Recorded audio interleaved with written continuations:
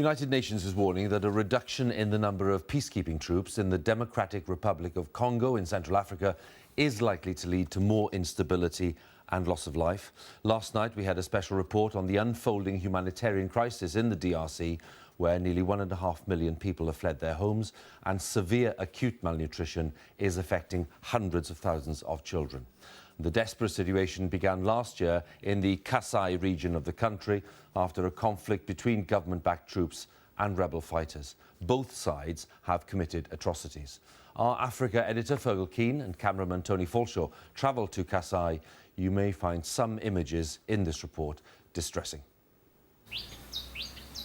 The grass grows over, it conceals. Day by day, the truth recedes from view. But the UN patrol knew where the bodies had been dumped. I can smell it. One of 87 known mass graves in Kasai. Some bones here, the soldier says. Fragments of atrocity. The clothes of the dead. At least 3,000 people have been killed, shot, hacked, beaten to death. Nearly 1.5 million displaced. The blood is speaking. The blood is speaking? Yes, the blood is speaking. This is the blood of my brothers. Even myself, if I was there, I could be killed also innocently. We met a woman who says she saw the army arriving. We've protected her identity. The military were burying the bodies. We saw where they stopped and how they dug to bury the corpses. Some were as young as 12. They did not only kill the militia, they killed innocent people. Across Congo, a small UN force is struggling in the face of growing instability. And in Kasai, it says the targeting of civilians by all sides could amount to crimes against humanity. The violence escalated when security forces killed this man, Chief Kamina Nsapu, after he'd rebelled against the government, whose president, Joseph Kabila, is clinging to power despite having served the 2 terms he's allowed under the law.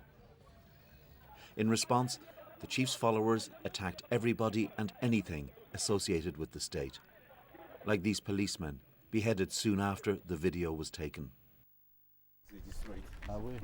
Even civil society activists trying to register voters were attacked when rebels swept into the town of Chimbulu. Offices destroyed, family members butchered. J'ai perdu par cette même milice. I have lost my daughter, who was a dressmaker. She was beheaded with her husband. Their children are orphaned and they have remained here. I take care of them now. 350 kilometers to the south in the village of Nkole, Emmanuel Mtombo showed me the ruins of his home. When the militia attacked, he fled with his older child, but in the chaos, a sleeping 3-year-old girl was left behind and burned to death.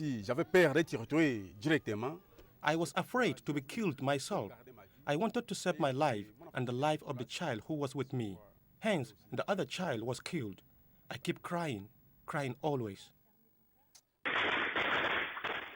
The state fought back with pitiless violence, killing militia supporters who believed magic charms could protect them from bullets, and turning its guns on civilians who lived in rebel areas. Non, j'ai une femme. Ouais. This man told us what he'd witnessed near the town of Chikapa. Le militaire, il était en train, quand il tue, il prend. The military were taking people, killing them, and throwing them into the river.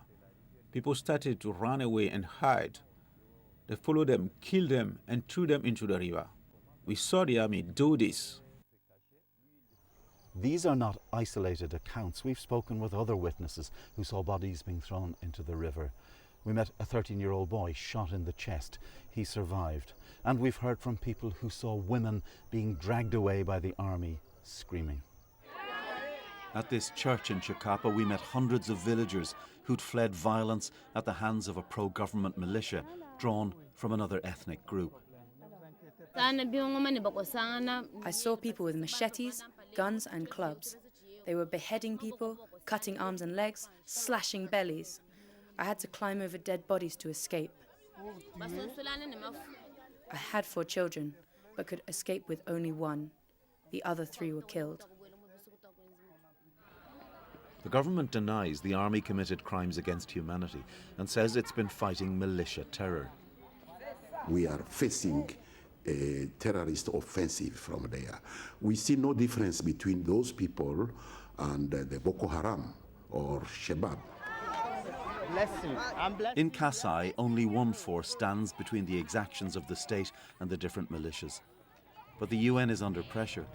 In a country 2/3 the size of Western Europe, there are fewer than 20,000 troops. And even this force is being cut back as America reduces peacekeeping funding. What can be achieved with so few troops? Quite simply, what would happen if we weren't here?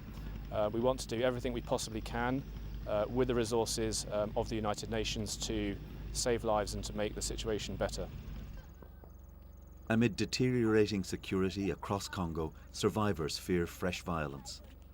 Like this mother and her 15-year-old daughter, who were abducted by the same pro-government militia, separated and taken to different farms.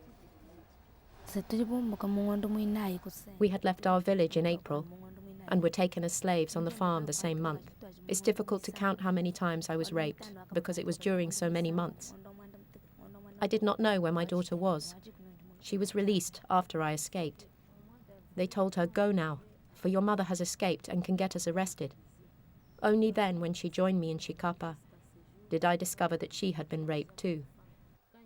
I have a lot of bitterness in my heart because my little girl has been defiled. She is just a kid. In Kasai, where the dead are cast into rivers, into mass graves, there is no real peace to keep. Only a daily effort to hold back the forces of chaos. Fergal Keane, BBC News, Kasai.